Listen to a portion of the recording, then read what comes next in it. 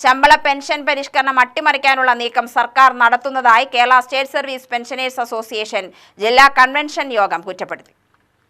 ഓരോ 5 വർഷം കൂടുമ്പോഴും ജീവനക്കാർക്കും സർവീസ് പെൻഷൻകാർക്കും ശമ്പള പെൻഷൻ പരിഷ്കരണം നടത്താറുണ്ട്.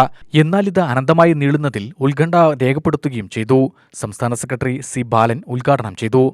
സംസ്ഥാന കമ്മിറ്റി നിർദ്ദേശിക്കുന്ന പരിപാടികൾ, പ്രക്ഷോഭ പരിപാടികൾ, സംഘടനാ പരിപാടികൾ ഒക്കെ തന്നെ വളരെ വിജയകരമായി പൂർത്തിയാക്കാൻ കഴിഞ്ഞ ഒരു വർഷമായിരുന്നു 2024-25 എന്ന് അഭിമാന പുരസ്സരം പറയാൻ നമുക്ക് ഓരോരുത്തർക്കും കഴിയും എന്നുള്ള കാര്യത്തിൽ യാതൊരു സംശയമില്ല.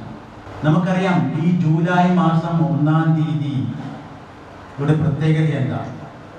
ജൂലൈ മാസം 1-ാം തീയതിയുടെ പ്രത്യേകത 5 വർഷത്തിലൊരിക്കൽ ശമ്പള പരിഷ്കരണവും പെൻഷൻ പരിഷ്കരണവും നടത്തേണ്ട തീയതിയാണ് ജൂലൈ മാസം 1-ാം തീയതി.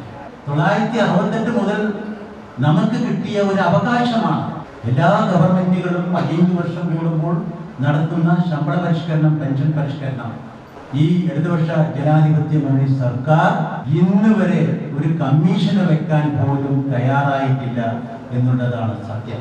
ഇപ്പോൾ പോലും ഒരു കമ്മീഷനെ നിയമിക്കാത്ത സാഹചര്യത്തിൽ ഈ സർക്കാരിന് ശമ്പള പരിഷ്കരണമോ പെൻഷൻ പരിഷ്കരണമോ നടത്താനുള്ള ആലോചന പോലും ഇല്ല എന്നുള്ളതാണ് സത്യം. ഇതിനെതിരെ പ്രതികരിക്കണ്ടേ? ജില്ലാ പ്രസിഡന്റ് കെ ബാലകൃഷ്ണൻ അധ്യക്ഷനായി. KPCC സെക്രട്ടറി പി ഹരിഗോവിന്ദൻ, ജില്ലാ secretary KM Rasheed, M Paul, C Velayudhan എന്നിവർ പ്രസംഗിച്ചു.